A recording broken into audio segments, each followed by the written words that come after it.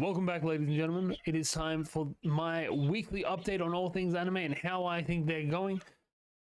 So without further ado, we may as well jump on into it with our number 10 slot, which is One Punch Man. I'll be honest, I literally just finished this right before recording, so it might be some recency bias. And this, I really love what they're doing with our Hunter Killer.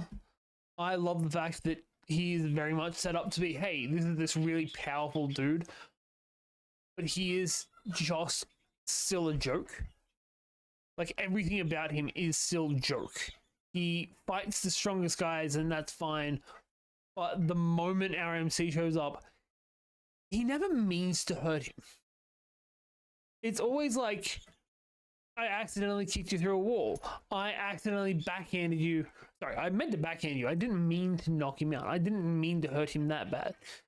And it's just such a fun little bit. And yeah, it's some great fun. I've heard a lot of people say that the best parts of this show are when Saitama isn't on the screen. I agree to an extent, but I think the best comedy for the show is Saitama accidentally messing people up. And that's how it should be. He is the One Punch Man. Nobody else should be the comedy aspect of this show, because nobody else is going to mess up entire civilizations with one punch. But in our number 9 slot, going in the complete opposite direction of this, we have One Dance. It could be One Dance. I'm not sure how this is actually meant to be pronounced. But we got to see something that I feel like a lot of teenage boys dreamed about. And as somebody that was the only boy in a dance class, it is a terrifying prospect to have everyone else in the room be female as a teenage boy. Because you don't know what the fuck you're doing, especially in something where you are the least skilled person in the room. It is terrifying, and I think that they really well put this in here, because he does get really anxious. He gets really concerned about the whole situation. His stutter goes through the roof, but he still sticks around because he loves dancing, and that is absolute peak. I can't wait to see this guy doing the kind of thing you can see him doing in this picture, but This is going to be one of my top 10s every week. I can almost guarantee that. In our number 8 slot, we have, God, I need the full name of this.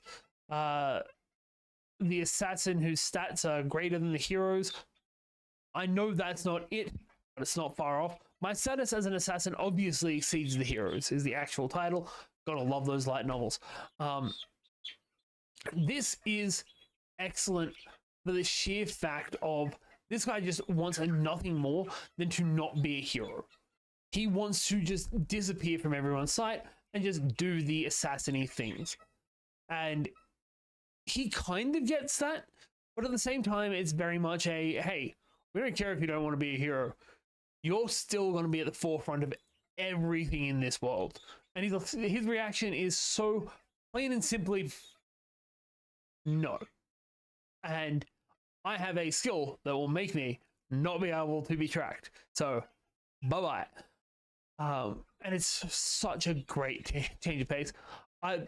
He is obviously the OP character. I love the fact that the hero goes into a fight, and I really wish it hadn't have been a curse that made him so scared, because I love the idea of the hero just being there and being like, I can't do anything. I don't know why everyone's turning to me. I'm gonna run away now, because that's hilarious. That is such a great perversion of how it should be, that it just works so well. Speaking of things that work so well, solo camping could do. And this is the best camping show that's coming out at the moment. Come at me, campfire cooking. But this is just great. This week, we didn't even focus on these guys, because we focused on I'm pretty sure he's his best friend, but it's very much it's a low bar to be his best friend. But even then, the character we focus on today, which is the bike riding best friend who just happened to spill everything on him as far as his love life goes.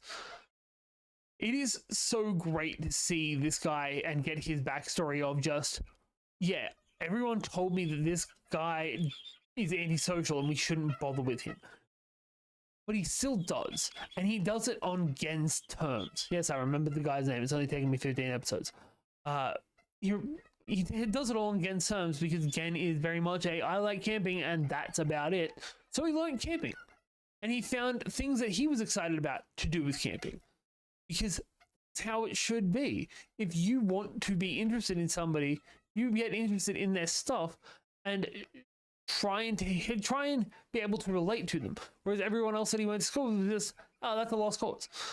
It was such a good thing, especially seeing them at the same campsite and it just being they didn't know each other was there, mind you, but it's just sending each other photos of the food and turning out that they made the same snack at the end of it because it's the one they made when they were in high school, which was popcorn in a beer can, which never thought of before.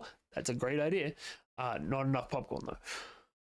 Yeah, it was just such a great little side tangent episode. And in Slice of Life, we get those. We love those. We don't care about the filler because the filler adds to the narrative.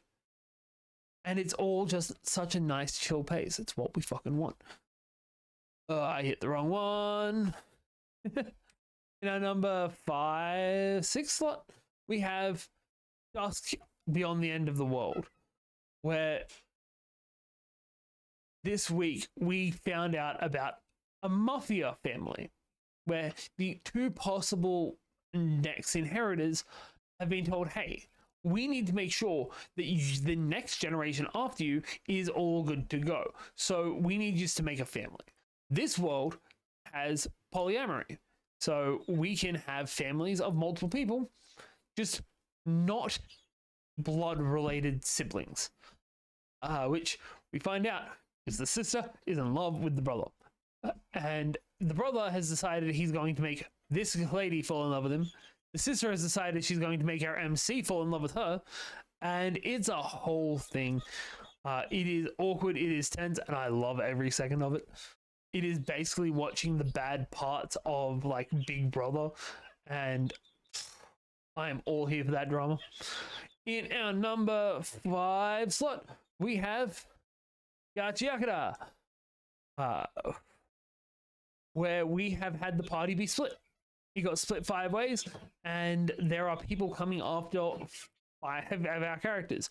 Our MC Rudy has been separated with the boss and is basically trying to be talk no jutsu'd into becoming part of the Raiders. That's what they're called. But we have the Scissor Girl facing off against somebody whose power is hair-based. And I loved that as a thing. But I loved even more the fact that the hair power is actually static electricity. So you cut it, you get electrocuted. And it's such a great twist to it. I'm half expecting somebody else to show up to where she is, and for her to cut off the hair is like a sacrifice, so that the other person can come fuck them up.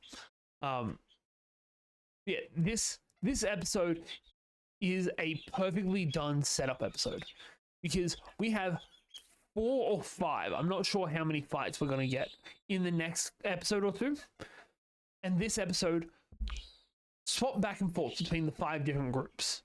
And as they do, they have each one escalating, but we don't introduce them at the same time.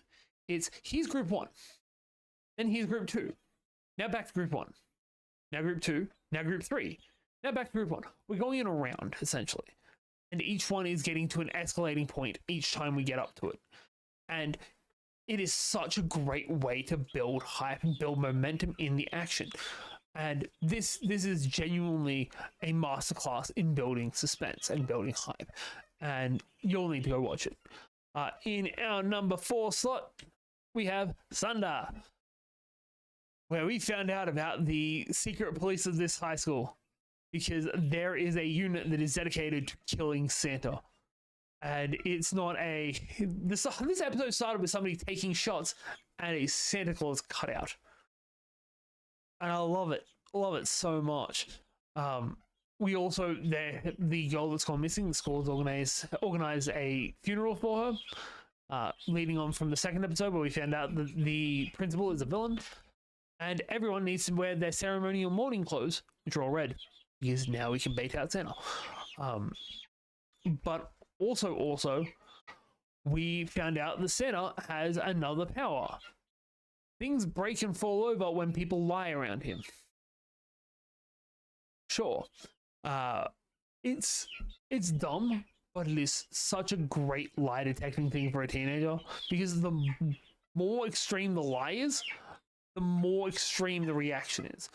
So the main girl from this show starts telling him how much she's in love with him just to prove a point, and shit starts blowing up.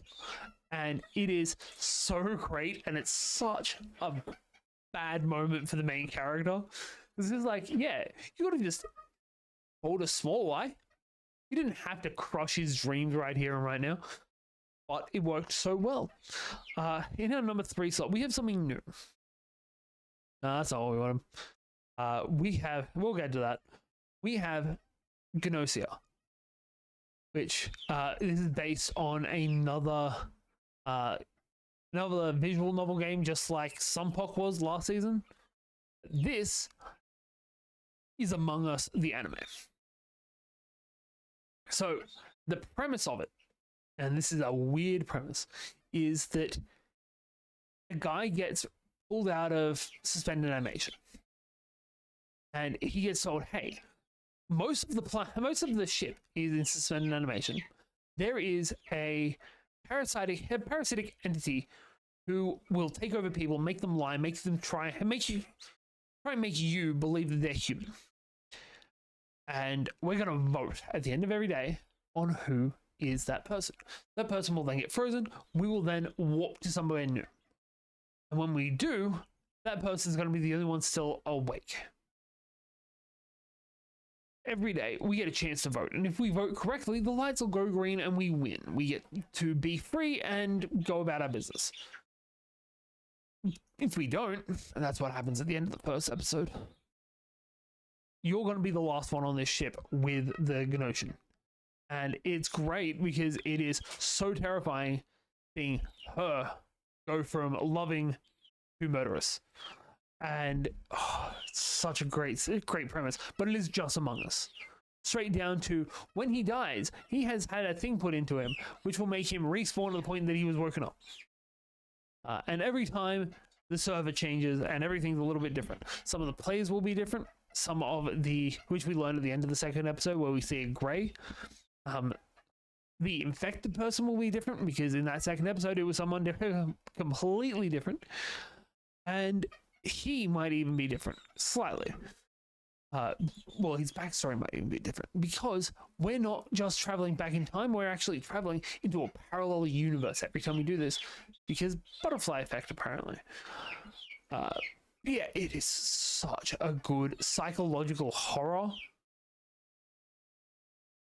but based on Among Us. Well, based on a game that is basically Among Us. And you guys just saw it. Our number 2 slot is My Hero Academia. This is so sick. We got to see the return of Bakubro, called himself Kachan. One for All called him by his actual hero name, which is like Great Explosion Murder Death or something like that. I can't remember. It is the most edgy bullshit. It is so fucking great. It is so fucking back. Deku fucking yeets him. I'm pretty sure his blood is exploding. He gets more powerful by being a masochist because the more pain he's in, the more powerful his sweat is. He can now smell his pain apparently. He launches himself through buildings to amp it up. Bakugo went full masochist. And Lady Midnight, I think was her name, would have been so proud. She would have been so proud of this. They would have made the greatest combination of supers in this universe. Wouldn't be okay, but they would have made such a great pair. The Masochist and the Dominatrix. Fucking mint. But yeah, we got to see Bakugo save One For All from what Night Eye saw him dying from seasons ago. It's just so fucking good. And another one, you know what it is. It's Beat Break. We got to see our first villain evolution this week because the Hyamon that sucked the life force out of his brother and ate the phone of the girl he went to school with, which apparently also leaves you catatonic, evolved into a Fangmon, which not something I saw coming. Also didn't realize Fangmon was Data until I saw this. Not okay with that either. But it was so good. It is so good seeing him get so hyped up. It is. I genuinely thought we were about to get a Dark Evolution because it was so great when the Hyamon gets beaten and turned back into I want to say a Botamon, the little red blobby guy. It was so great when he turned back into that, and the main character's like, he's not done. Finish that job. And after basically emotionally forcing Gekomon to do it, Gekomon tries to, and then the team has to jump in because, hey, we don't kill. We're going to knock them down to their baby form, but we don't kill them. Because you don't kill the baby. That's going to be it for this week. I hope you're enjoying this season as much as I am. I have gotten myself all the way down to 22 shows this season. We're going to be starting a 23rd one next week when, what's it called? The Disney Wonderland one. Twisted Wonderland comes out. But yeah, I've been Faye, you've been awesome, and I'll see you all next time.